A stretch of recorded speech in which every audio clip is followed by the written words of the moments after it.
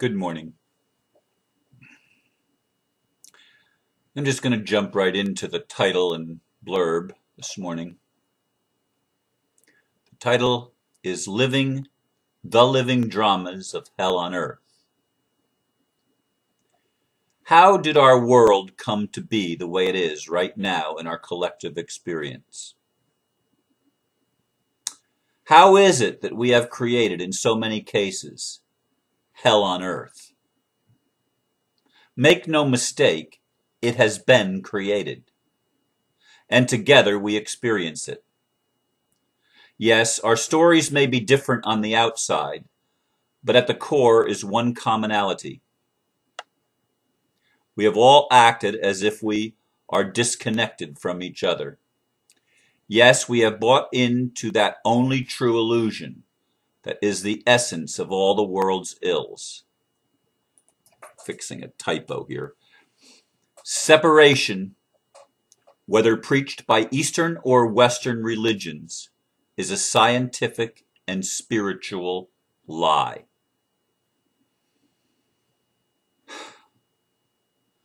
I'm probably going to offend people again today, as I've done on other videos, because I'm going to kick sacred cows and step on cherished beliefs. And I can't help it. As I view my own situation and as I view the world around me, I am absolutely convinced beyond the shadow of a doubt in my own mind that separation, the illusion of separation, believing that we are not connected, believing that we can act independently and do things that have no effect on anybody else, or if it does, so what? That kind of belief system is at the core of what we are experiencing now as the New Age and the Old Age collapse, as the Old World Order collapses with the New World Order. The Old World Order has been hell. It has been the 1984 scenario of a police state that is onerous and absolutely awful. Yet it is that very state of experience that is waking so many up, which is why a new paradigm is coming to us all. However, we must, in my opinion, we must look at how we got here. And that's what I'm attempting to do in my little talk this morning. I've railed time and again against the Christian, Muslim, Jewish idea of being separate from God, of being terrible sinners, of getting cast out of the garden and feeling like that was a just punishment, which it wasn't. And some people are going to say, how can you say that God wasn't correct in kicking us out of the garden? We sinned. We disobeyed. No. We ate from a tree, supposedly. That's the mythology. Whether it has any historical semblance of truth or not, I don't even care. The result of that psychological mindset that has permeated the human experience continues until this day. That we think that we have created a God that would make a rule that if we broke the rule, we'd be punished, we'd be banished, we'd have to suffer. And we've bought into that east and west. And we have experiences of lifetimes after lifetimes. And in this lifetime, life after life after life, individual, all around the world, experiencing pain and making rationalizations and justifications for the pain. It must be the will of God. In the East, the thing is Maya, illusion. It's not real. It doesn't matter. It doesn't matter. How many people yesterday jumped on the bandwagon? Not a whole lot, actually. But there were some that jumped on the bandwagon. Ron, let your home go. It doesn't matter. It's just material. It doesn't matter. And what they're saying is, Ron, the material existence is pointless. It has no basis in reality. That's not true. It has a basis in reality. The reality is experience. It is human experience. Human experience is never an illusion. Never an illusion. It doesn't last. It's not permanent. There's no set state of experience or set state of circumstances that continues forever and ever, except when we all collectively believe that we can be separate from God and separate from each other and separate from life and separate from our planet and separate from the animal kingdom, separate from the plant kingdom, separate from all that is. When we believe that, we behave insanely, because that is an impossible belief scientifically and spiritually. It is impossible. It doesn't exist. It cannot exist in reality, except for the artificial reality that we've created to try to convince ourselves of its truth. There is no truth in separation, not from a mystical, spiritual, scientific point of view.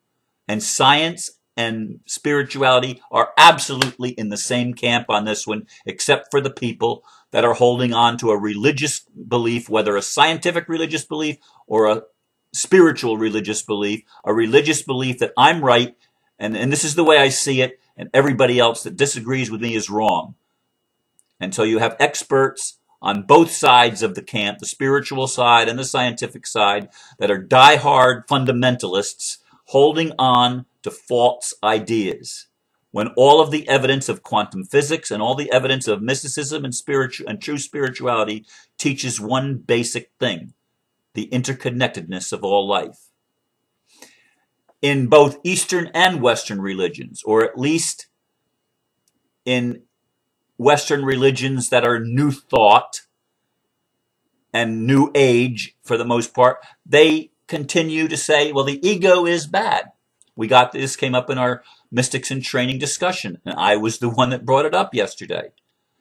We can define the ego as edging God out, to make a nice little colloquial phrase, a little, what do you call it when you put letters, name words after each letter? I can't remember the word right now. It doesn't matter. Anyway, we can do that. We can say the ego is a false identity.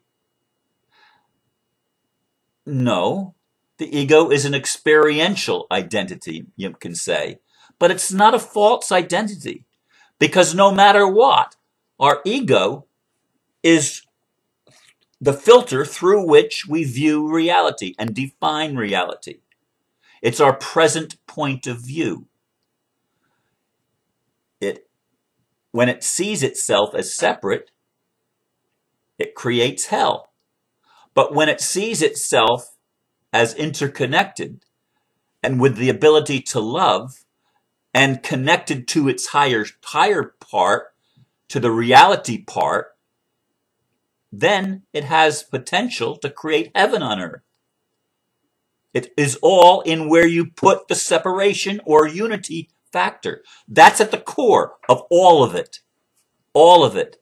And when a religion, any religion, teaches you that you are separate, it is lying to you, and the results of that lie are obvious.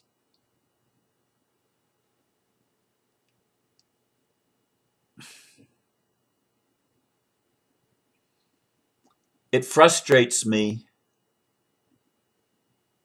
So many things in the New Age belief system, people that my peers believe, so many of those things frustrate me too. They think if bad things happen, well, I must have done something wrong. That's where our mind, under this illusion of separation, go. Because if everything was wonderful, or if everything was right with me, then my world would be perfect. And we tend to reject the lessons that we've given ourselves because they come with pain and suffering attached. Now, they come with pain and suffering attached. Here's what I look at for me. How am I looking at this incorrectly? How am I not seeing what is being presented to me? it was, I believe, last year at some point. I don't remember exactly. I think last spring in 2010, I had an encounter with my higher self. And what is my mission? That was what I wanted to know. What is my mission? Why am I here? And the response that I was given, respond to whatever is in front of you. It must be the will of God, because there it is. It must be what's supposed to be, because there it is. How are you going to respond? Now, we spiritual people have a tendency to want to surrender and say, well, if the court is trying to take your house away from you, if the banks and the court are in collusion, it must be that the lesson you're supposed to learn is to give up and let them do what they want to do. Just lay down and let them walk all over you. We've been doing that as humanity for a long time and created a victim and victimizer experience. That's hell on earth. That's hell on earth. We have the choice. We can start creating boundaries that are healthful, that are safe, that are true, because we are here to develop an ego. That's the purpose of being in a physical body. It's not just a spiritual being having a human experience. The human experience is the development of a personality, the development of an identification, identity. It's the development of me as an individual. And I have boundaries. And boundaries are necessary in a physical world to say what feels right, what I accept as right for me, and what I don't accept, and to say no when somebody infringes on my boundaries, on my learning experience. But that doesn't mean I'm disconnected from it when I set up boundaries. That's the mistake that so many spiritual people make. Well, I can't say no. I have to say yes. I was asked recently by one of my friends to serve on the board of a nonprofit organization which is seeking funds to build intentional communities. And this is a wonderful person. I instantly wanted to help. I instantly wanted to jump in and do my part, which I'm learning. I've got to stop saying yes to everybody and start saying no, because I get overwhelmed. I get the feeling overwhelmed when I keep biting off more than I can chew and putting more and more stuff on my plate to have to deal with in my daily life. Anyway, I wisely said, let me pray about it. Let me think about it. And I talked to one of my friends, Margie, whom I've mentioned before. And she said, well, what does your heart tell you?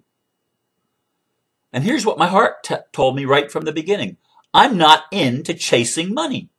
I don't care what it is. Money and our monetary system is the root of all the ills as far as creating the prison that we've created on earth. We are imprisoned by debt. The world is drowning in debt, which is artificial. It's not real. And it comes out of this idea of separation, that some people believe that they have the right to get wealthy. And banking, by the way, is one industry that makes all of its profit by stealing from other people. They make no legitimate money at all. None. None. Now you might say, well, they provide services and they give service charges. So when people pay service charges, no. Banks are able to create money out of thin air for the private gain of individuals. That is an evil. That's where the root of all of our world's systems come. That's where the corruption in government comes from. The corruption in corporations. Corporations are, to me, corporations are also part of the evil. It's an artificial construct. It's a falsehood. Just like the straw man is a falsehood. It's a legal fiction. It's something that's not real. And it's based on separation. Once again, at the core of it, the right of some people to be separate from other people and to use other people and to take their resources and claim them for oneself. These basic principles are at the core of the world that we've created and what's wrong with it. And I'm challenging you to look at your own life as I am doing, and how can I draw safe and healthy boundaries that allow me to experience joy instead of pain and suffering. That's where we want to move to, isn't it, folks? Don't we all want to have a life where we experience love and pleasure more than pain and suffering? I think we do. But how are we creating the pain and suffering? Is it because we are unwilling to say no when somebody else wants us to do something that we're not comfortable with, as with my friend? Why am I doing it? Why was I considering doing it and saying yes? Because I like the person, because I believe in her vision. But the how, begging people for money, is not my way. I made a point years ago that I will not chase money. Which is funny, because when money finally came to me, I was giving away. I was giving people money. I was giving them money. 5,000 here, 10,000 there, 20,000 in another instance. I mean, I'm not talking fake figures. I'm talking about money that I gave away. Now, some of it was money that ultimately I would have given as far as the estate goes, but it doesn't matter. I was giving money away before I was required to do so. So anyway, I've rambled and I've shared, because I want you, if you're willing to see, I want you to see that you are responsible by your attitudes, by your beliefs. You are responsible for creating either heaven or hell on earth. The choice is yours. And if you're going to create heaven, it's going to be with safe boundaries. We can do this as physical beings. It's never been done, I don't believe, but we can do it as physical beings if we choose to, if we see beyond the illusion of separation and see the unity of all life, and recognize that each of our egos, each of our IDs, identities, has the ability to shine brightly and to radiate love. The ego can be transformed. You do not become whole by rejecting any part of your being and calling it a lie, calling it a sin, calling it illusion. No, that's not what it is. The only illusion is that anything is separate and anything is an accident. It's all on purpose. We've done it all to ourselves. Are we going to take responsibility? Are we going to respond to what's in front of us at this time of awakening, when we have the opportunity, literally, to create heaven on earth? But it's going to require saying no to those who have played the game of creating hell on earth. I leave you with these thoughts, and I trust that you will weigh them in your heart and in your spirit and in your soul. Namaste.